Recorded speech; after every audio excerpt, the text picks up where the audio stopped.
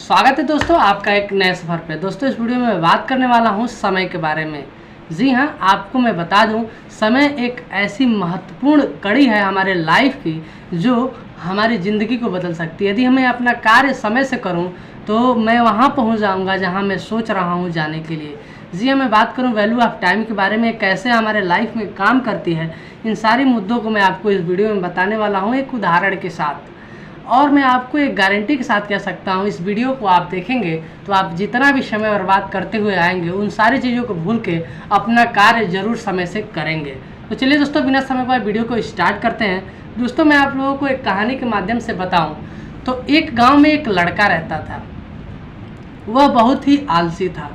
वह अपना काम समय से नहीं करता था और समय से ना करने की वजह से वह हमेशा डिप्रेशन में रहता था।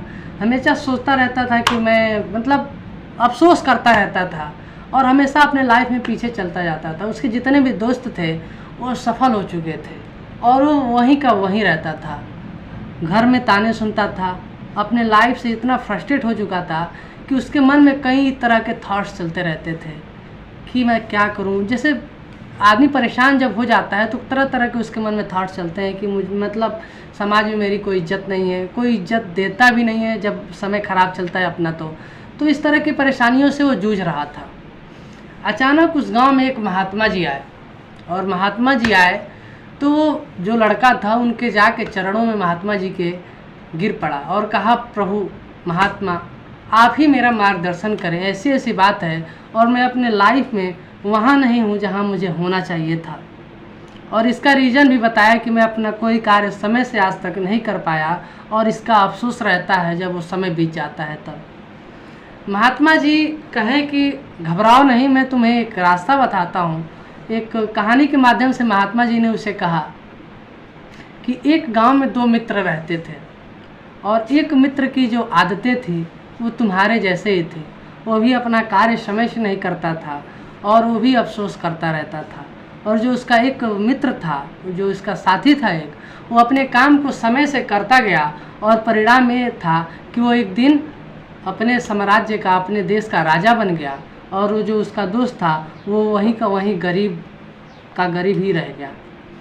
एक दिन ऐसा समय का कहर आया कि दोनों की मुलाकात हुई और वो गरीब जो व्यक्ति था वो राजा से कहा कि यार देखो, हम दोनों ने एक साथ तक कार्य को स्टार्ट किया था और तुम अपना कार्य समय से करते गए और मैंने अपना कार्य समय से नहीं किया और इसका परिणाम आज हमारे सामने है। मैं बहुत अफसोस कर रहा हूँ, अपने लाइफ से बहुत परेशान हूँ और हमारे बच्चों को समय से 2 वक्त की रोटी नहीं मिलती है, मैं क्या करूँ।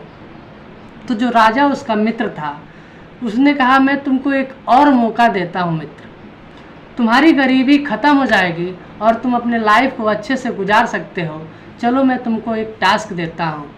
तुमको मैं ये कह रहा हूँ कि आज शाम तक सूर्यास्त होने के पहले तुम मेरे खजाने वाले घर से जितना भी धन ले जाना चाहो ले जा सकते हो और तुम सारी अपने शौक़ पूरा कर सकते हो जो आज तक तुम अपने लाइफ में नहीं किए हो।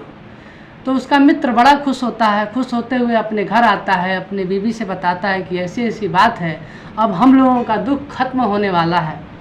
अपने बीवी को सारी बातें बताया और उसकी बीवी ने कही फिर कि जाइए आप जल्दी से धन को लेके आइए।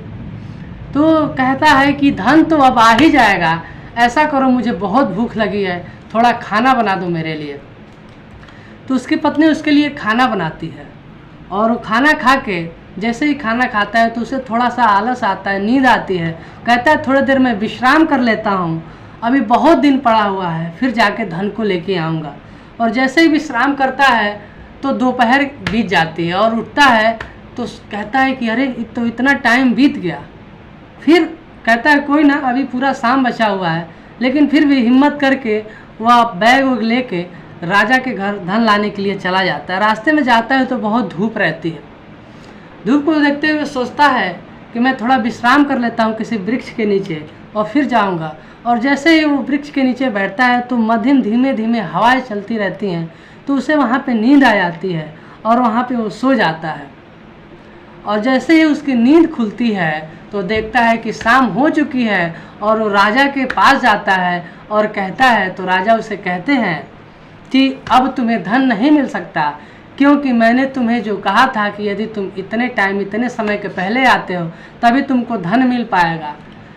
तो वो बहुत अफसोस किया और उसे सारी बातें समझ में आ गई। तब से वो अपना कार्य समय से करने लगा और इसी के साथ वो अपने लाइफ में जैसे ही अपने काम को समय से किया, धीरे धीरे अपने मेहनत के दम पे आगे बढ़ता गया। तो उसे समझ में आ गया था उस कहानी की वजह से उस बालक को भी कि हमें भी समय से अपना कार्य करना चाहिए।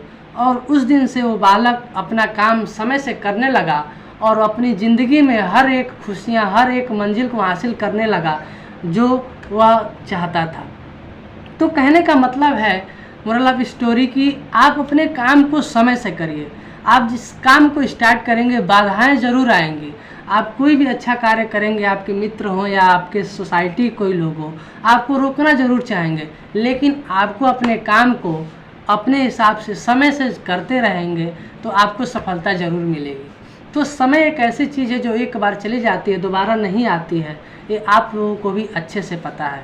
तो उम्मीद करते हैं आज से आप लोग भी अपना काम समय से करेंगे और अपने लाइफ में आगे बढ़ते चले जाएंगे। मिलते हैं एक ऐसी रोचक कहानी के साथ, एक ऐसी बुक समरी के साथ नेक्स्ट वीडियो में। तब तक अपना ख्याल रखें।